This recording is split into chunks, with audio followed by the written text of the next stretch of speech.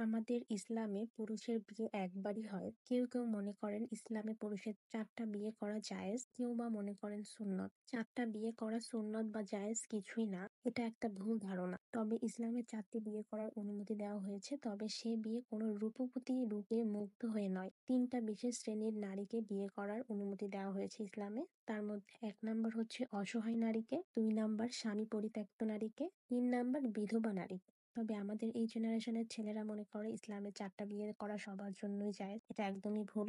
আজকে এই কথাটা বলার একটা কারণ আছে। আমার কাছে অনেক ধরনের আপুই আসে এবং অনেক আপুর অনেক কথাই শোনা হয়। তার মাঝখানে অনেক আপুর অনেক দুঃখ শেয়ার করে থাকে। তো শুনে খুব খারাপ লাগে যে মানুষ কতটা অসহায়, বিশেষ করে মেয়েরা কতটা অসহায়। তো সেইখান থেকে যখন নিজেকে বিবেচনা করি তখন মনে হয় আলহামদুলিল্লাহ আমি অনেক ভালো আছি। তো মাঝে একটা আপু আমার কাছে এসেছিল।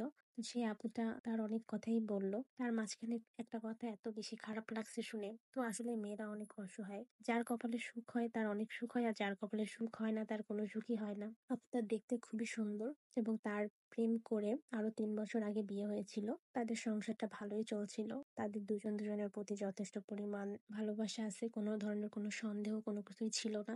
আপু তার হাজবেন্ডকে অনেক বেশি বিশ্বাস করতো। তো আপু তার হাজবেন্ড চাকরির সুবাদে সে গোপনে একটা রিলেশন করে এবং গোপনে একটা বিয়েও করে। তো আপুটা আস্তে আস্তে কোনোভাবে এই বিষয়টা জানতে পারে। আসলে সত্য কখনো গোপন থাকে না, সেই হিসেবে আপুটা এই বিষয়টা জানতে পারে। জানার পরে আপুটা অনেক ভেঙে পড়ে। তারপর আপুটা তার হাজবেন্ডকে জিজ্ঞাসা করে যে তুমি আমার আড়ালে কেন এই বিয়েটা করলা। তখন হাস্যকর বিষয়টা হচ্ছে তখন আপুটার হাজবেন্ড আপুটাকে বুঝাচ্ছে যে তুমি এটা খুব সহজেই মেনে নাও, এটা ইসলামে তো জায়েজ আছে ৪ টা বিয়ে করা। আমি তো কোনো অন্যায় কাজ করিনি, আমি রিলেশন করে আমি বিয়েই করেছি। আমি তো অবৈধভাবে কোনো রিলেশন চালিয়ে যাইনি। তো এটা খুবই হাস্যকর একটা কথা। তো সেই জন্য এই কথাটা বললাম যে ইসলামে ৪ টা বিয়ে করা জায়েজ আছে, তবে সব ধরনের মানুষের না। তো মানুষ মানুষকে ঠকানোর একটা লিমিট থাকে। তো আপুটা একটা কথাই বলেছিল যে তোমার অন্য কোনো মেয়েকে ভালো লেগেছে তুমি সেটা আমাকে বলে দিতা, আমি তোমার লাইফ থেকে চলে যেতাম। তো শুনে খুব খারাপ লাগলো। আসলে কখন কার সাথে কি হয়ে যায় কেউই বলতে পারে না। এর জন্য প্রতিটা মেয়েরই স্বাবলম্বী হওয়া দরকার। অন্তত নিজের একটা পরিচয় হওয়া দরকার, যাতে এরকম ভাবে কেউ দুমড়ে মুচড়ে ভেঙে না দিতে পারে।